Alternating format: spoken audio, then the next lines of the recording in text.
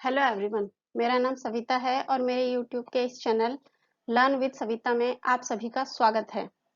मैं 11th-12th standard के student को दिल्ली गवर्नमेंट स्कूल्स में हिस्ट्री सब्जेक्ट पढ़ाती हूँ। पेंडेमिक की वजह से जैसा कि आप सभी जानते हैं बच्चों की पढ़ाई थोड़ा सा सफ़र कर रही है, तो मैंने सोचा मैं भी अपने हिस्ट्री सब्जेक्ट से रिलेटेड एक्सपीरियंसेस को यूट्यूब वीडियो के जरिए आपके साथ शेयर करूँ। तो आज की वीडियो में मैं आपके लिए लेकर आई हूँ 12th क्लास हिस्ट्री चैप्टर 1 ईंट मनके तथा अस्थियों से रिलेटेड वीडियो। तो इस चैप्टर में हम लोग हड़प्पा सभ्यता के बारे में पढ़ेंगे। ईंट मनके तथा अस्थियां, चैप्टर के नाम से ही क्लियर हो जाता है कि ईंट मनके और अस्थियों के थ्रू ये अवशेष हैं। ईंटें, मनके तथा अस्थियां ये बहुत पुराने पुरातात्विक अवशेष हैं। इन सारे अवशेषों के थ्रू ही हम एक सभ्यता के बारे में पता लगाते हैं, जो कि 2600 से लेकर 1900 ईसा पूर्व में भारत के उत्तरी और पश्चिमी हिस्से में नॉर्मली, अब क्योंकि डिवीजन हो चुका है, पाकिस्तान बन चुका है, तो हड़प्पा सभ्यता के कुछ हिस्से जो हैं अब पाकिस्तान में हैं। तो चलिए स्टार्ट करते हैं। सबसे पहले बात आती है हड़प्पा सभ्यता का जो काल निर्धारण हुआ था। इसका जो टाइम दिया गया है 2600 से 1900 ईसा पूर्व, इसको रखने के पीछे रीजन क्या है? इसका रीजन ये है कि जो भी हमें चीजें मिली हैं, पुरातात्विक वस्तुएं जो भी हैं, पुरानी चीजें, अवशेष, वो सभी के सभी 2600 से लेकर 1900 ईसा पूर्व के बीच में ही मिले हैं हमें। तो इसलिए इसकी टाइमिंग जो है 2600 से 1900 ईसा पूर्व रखी गई है। 2600 से 1900 ईसा पूर्व रखी गई है। अगर नामकरण की बात करते हैं इस सभ्यता की, तो इसको नाम हड़प्पा सभ्यता, कभी कभी संस्कृति, हम हड़प्पा सभ्यता या संस्कृति भी बोलते हैं। इसके पीछे रीजन ये है कि हड़प्पा जो है वो सबसे पहले खोजा गया स्थल था। और दूसरा, संस्कृति, संस्कृति का मतलब कोई एक खास एरिया में विशेष शैली, जो पर्टिकुलर, जो दूसरों से आप सभी को अलग करती है। किसी एक निश्चित कालखंड, जैसे कि हमने पढ़ा अभी 2600 से लेकर 1900 ईसा पूर्व में। भौगोलिक क्षेत्र, भौगोलिक क्षेत्र की बात करें तो भारत के उत्तर और पश्चिमी हिस्से में ये सभ्यता उत्पन्न हुई थी। अब दूसरा नाम इसका है सिंधु घाटी सभ्यता, क्योंकि ये सभ्यता जो है वो सिंधु नदी के नदी घाटी में फैली हुई है, जिसकी वजह से इस सभ्यता को सिंधु घाटी सभ्यता का भी नाम दिया जाता है। अब अगर कोई सभ्यता होती है तो उसको खोजने वाले लोग भी होते हैं। कुछ आर्कियोलॉजिस्ट जो पुरानी चीजों के बारे में पता लगाते हैं और किसी एक नई सभ्यता के बारे में हमें जानकारी देते हैं। ऐसा ही 1875 में अलेक्जेंडर कनिंघम जी जो थे वो भारतीय पुरातात्विक सर्वेक्षण के डायरेक्टर जनरल बनकर भारत में आए। तो उस समय में कनिंघम जी को हड़प्पा सभ्यता की एक मोहर मिली थी। बट क्योंकि कनिंघम जी का जो इंटरेस्ट था वो 6ठी शताब्दी ईसा पूर्व से लेकर 4थी शताब्दी ईसवी तक के इतिहास को जानने में था। और दूसरा रीजन ये है कि वो भारतीय इतिहास की जो स्टार्टिंग है, गंगा घाटी में जो नगर शहर बसे थे उस समय में, उसको लेकर थी। तो जिसकी वजह से जब हड़प्पा सभ्यता की मोहर उन्हें मिली, तो उन्होंने इस मोहर को भी उसी टाइम पीरियड में दिनांकित करने की कोशिश करी। जबकि अब ये मोहर जो है, क्योंकि हड़प्पा सभ्यता की है और ये 2600 ईसा पूर्व से 1900 ईसा पूर्व के समय की है, तो जिसकी वजह से ये कनिंघम के समय में, कनिंघम के टाइम पीरियड में वो फिट बैठ नहीं रही थी। तो इसकी वजह से कनिंघम जी जो है इस सभ्यता के बारे में पता नहीं लगा पाए। दूसरा एक रीजन ये भी है कि कनिंघम जी जो थे भारत के सांस्कृतिक इतिहास को जानने में ज्यादा इंटरेस्टेड थे, और उनकी रुचि जो थी वो 6ठी शताब्दी ईसा पूर्व से 4थी शताब्दी ईसवी तक के इतिहास को जानने में ज्यादा थी, जिसकी वजह से वो इस सभ्यता के महत्व को समझ नहीं पाए और मोहर मिलने के बावजूद भी इस सभ्यता के बारे में जानकारी प्राप्त करने में असफल रहे। अब नेक्स्ट आ जाते हैं 1921 में। दयाराम साहनी जी जो हैं पुरातात्विद हैं, उन्हें भी हड़प्पा सभ्यता की मोहर मिली थी 1921 में। बट उस समय तक भी हड़प्पा सभ्यता के इतिहास के बारे में लोगों को पता नहीं चला। इसी तरीके से 1922 में रखालदास बनर्जी जी को भी मोहनजोदड़ो से मोहर मिली थी, तो उसके बारे में भी पता नहीं चल पाया। अब जब 1924 में जॉन मार्शल जी जो हैं भारतीय पुरातात्विक सर्वेक्षण के डायरेक्टर जनरल हैं, ये जब ये भारत में डायरेक्टर बनकर आए थे, तो इन्होंने दयाराम साहनी जी और रखालदास बनर्जी जी की मदद से इन मोहरों के बारे में पता लगाया, और ये भारत के इतिहास को जानने में इंटरेस्टेड भी थे। उन्होंने इस कोशिश करी कि ये जो मोहर है वो किस समय की है, उसके बारे में सोचा, रुचि ली इस चीज में, जिसकी वजह से एक नई सभ्यता के बारे में हमें पता चला। 1924 में जॉन मॉर्सल जी ने हड़प्पा सभ्यता, सिंधु घाटी में एक नई सभ्यता की घोषणा की। तो हमें हड़प्पा सभ्यता के बारे में जो पता चलता है, जो घोषणा हुई थी सबसे पहले, वो 1924 में जॉन मॉर्सल जी ने की थी, जिनका बहुत बड़ा योगदान रहा था इस सभ्यता को बताने में, इस सभ्यता की जानकारी देने में।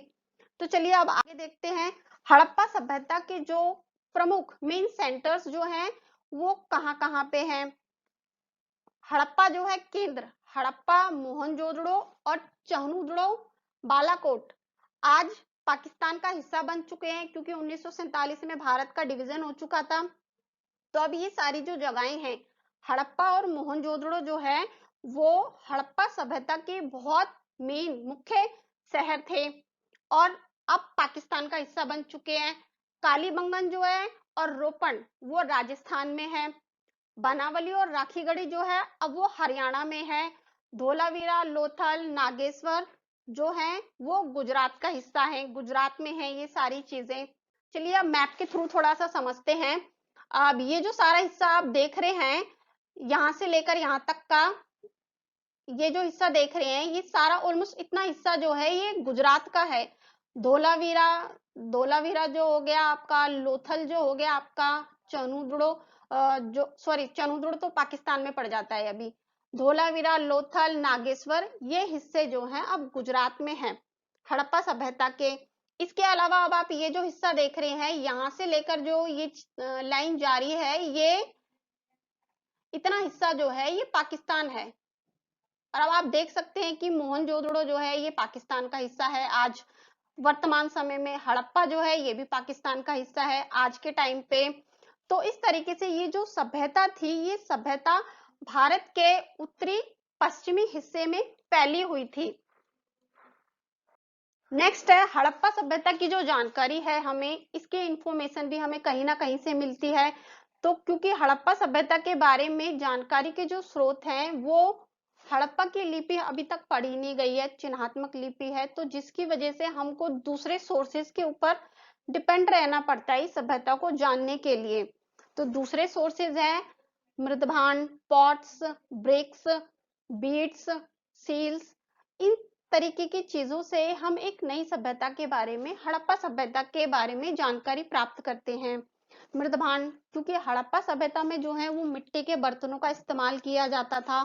अब मिट्टी के इस्तेमाल करने के बाद कहीं ना कहीं लोगों ने टूट फूट गए होंगे या पड़े रह गए होंगे, कहीं पे खो गए होंगे, कुछ ना कुछ चीजें ऐसी होती हैं। ब्रिक्स की बात करें, क्योंकि हड़प्पा सभ्यता एक नगरीय सभ्यता थी और वहां पर नगरों को बहुत प्लान करके बनाया जाता था, तो ब्रिक्स वहां की बहुत एक इम्पोर्टेंट हिस्सा है। मन के आभूषणों को बहुत ज्यादा इस्तेमाल करते थे, पत्थर के मन के बनाते थे, धातु जैसी चीजों से भी वो मन के बनाकर पहनते थे। मोहरों की बात करें, सील्स, मोहरे व्यापार के लेन देन करने के लिए मोहरों का इस्तेमाल किया जाता है, तो मोहरे भी काफी इंपॉर्टेंट चीज है, जिन पर आकृतियां बनी हुई होती हैं, किस समय की है इसका पता लगाया जाता है मोहरों से। औजारों की बात करें तो औजार धातु के भी बने हुए होते थे और पत्थर के भी बने हुए होते थे। तो इन औजारों के थ्रू हड़प्पा सभ्यता के बारे में पता लगाया। इमारतें, मैंने अभी आपको बताया मोहनजोदड़ो, एक मोहनजोदड़ो में नगर बना हुआ है, बहुत बड़ा नगर बसा हुआ है, तो बिल्डिंग्स के बारे में हमें वहां से पता चलता है, उनकी बिल्डिंग से किस तरीके का भवन वगैरह बनाए गए हैं वहां पे। मूर्तियां, क्योंकि हड़प्पा सभ्यता में मूर्तियां कांसे की भी मिली हैं, पत्थर की भी मूर्तियां मिली हुई हैं, तो उन मूर्तियों से पता लगाया जाता है हड़प्पा सभ्यता के बारे में। तो ये जो सारे सोर्सेज हैं ये बहुत इंपॉर्टेंट हैं हड़प्पा सभ्यता की महत्वपूर्ण चीजों के बारे में जानकारी देने के लिए। अब बात आती है हड़प्पा की मोहरे, लिपि और बाटों के बारे में। Harappan seals, script, weights. Harappa सभ्यता की जो मोहरे थी, लेन देन और व्यापार करने के लिए इनका इस्तेमाल किया जाता था। व्यापार करने के लिए हड़प्पा में जब व्यापार किया जाता था, व्यापार जो है भारत में भी किया जा रहा है, इंटर सिटी भी किया जा रहा है और सिटी के बाहर भी किया जाता था, दूसरे देशों से भी व्यापार किया जाता था। व्यापार करने के लिए सामान को थैले में भरने के बाद उसके ऊपर मिट्टी की, बहुत गीली मिट्टी की एक मोहर लगा दी जाती थी, और जब वो सामान अपने गंतव्य स्थान तक पहुंचता था, मतलब मेन डेस्टिनेशन तक अगर सामान पहुंचता था, तो सामान अगर सुरक्षित है, उस सील के साथ किसी तरीके की छेड़छाड़ नहीं की गई है, वो टूटी हुई नहीं है, वो पूरी तरीके से सुरक्षित है, तो इसका मतलब ये होता था कि सामान के साथ किसी तरीके की छेड़खानी नहीं की गई। और सामान पे मुद्रांकन भी, स्टैंप लगाई जाती थी। अब इसके बाद हम बात करते हैं लिपि। हड़प्पा सभ्यता की जो लिपि है वो रहस्यमयी है, जिसको अभी तक हम पढ़ ही नहीं पाए हैं, और वर्णमालीय ना होकर चिन्हों की संख्या अधिक है। हड़प्पा सभ्यता में जो लिपि थी, आज की हमारी जो लिपि है उसमें वर्ण वर्ण होते हैं, स्वर है, व्यंजन है, जिसको पढ़ना आसान है हमारे लिए। देवनागरी लिपि में हम लिखते हैं, पर हड़प्पा की जो लिपि थी उसमें वर्ण ना होकर चिन्हों की संख्या सबसे ज्यादा थी। आप यहाँ पर देख सकते हैं, यहाँ पर कितने सारे चिन्ह बने हुए हैं, और बहुत सारे चिन्ह ऐसे हैं जिनका हमें मतलब ही नहीं समझ में आ रहा है। तो अब जब इन चीजों का मतलब ही पूरा तात्विक समझ नहीं पाएंगे, तो इनका अर्थ कैसे निकालेंगे? किसी भी चीज का अर्थ निकालने के लिए उनका मतलब समझना जरूरी है। मतलब समझने के लिए आसपास से रिलेटेड कोई भी दूसरी लिपियों से, दूसरी भाषा की लिपियों से उनका मिलान करके देखा जाता है। मेन सेम शब्द जो होते हैं उनको मिलान करके देखा जाता है कि इसका मीनिंग क्या निकल रहा है, कहीं ना कहीं किसी दूसरी लिपि के ऊपर डिपेंड रहते हैं करने के लिए, अर्थ निकालने के लिए। बट हड़प्पा सभ्यता में क्योंकि इस तरीके के चिन्ह बने हुए हैं, तो चिन्हों का अर्थ निकाल पाना थोड़ा मुश्किल था इतिहासकारों के लिए।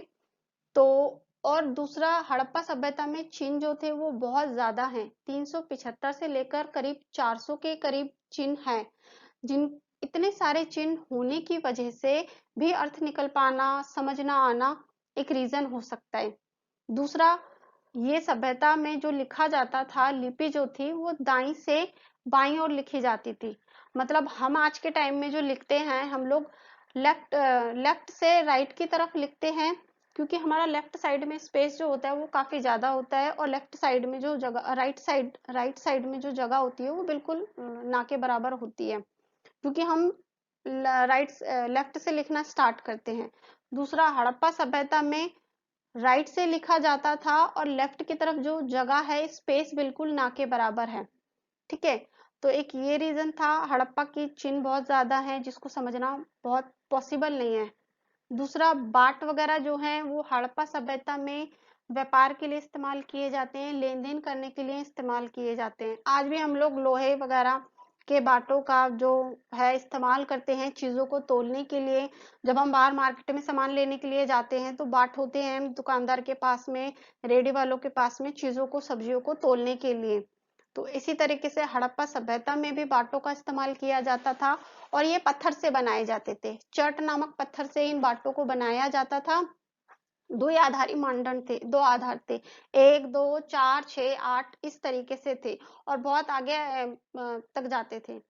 ऊपरी मानदंड थे, और दशमलव पद्धति का भी इस्तेमाल किया जाता था, 0.5 0.10 इस तरीके से। आप देख सकते हैं ये जो बाट बने हुए हैं, छोटा भी है, एक बहुत छोटा बाट है, उससे बड़ा है, उससे बड़ा है, फिर उससे बड़ा है। तराजू भी बनी हुई है, मतलब इसमें सामान को तोला जाता था। जो कम वेट होता था, जिस सामान का बहुत थोड़ा सा सामान अगर खरीद रहा है कोई, तो उसके लिए छोटे बाटों का इस्तेमाल किया जाता था, और अगर कोई बड़ा सामान खरीद रहा है तो उसके लिए बड़े बाटों का इस्तेमाल किया जाता था। तो आज की वीडियो यहाँ समाप्त हो रही है। अगर आपको मेरी वीडियो अच्छी लगी है तो लाइक कीजिए, कमेंट्स भी कीजिए, और सब्सक्राइब कीजिए मेरे चैनल को। आपके कोई सजेशन है तो वो आप मुझे दे सकते हैं, जिनके ऊपर मैं इम्प्लीमेंट करूंगी, नेक्स्ट टाइम कोई वीडियो बनाऊंगी तो अपने सजेशन भी आप दे सकते हैं। और अगर वीडियो आपको अच्छा लगा हो तो आप और लोगों के साथ में इस वीडियो को शेयर कीजिए। Thank you for watching this video.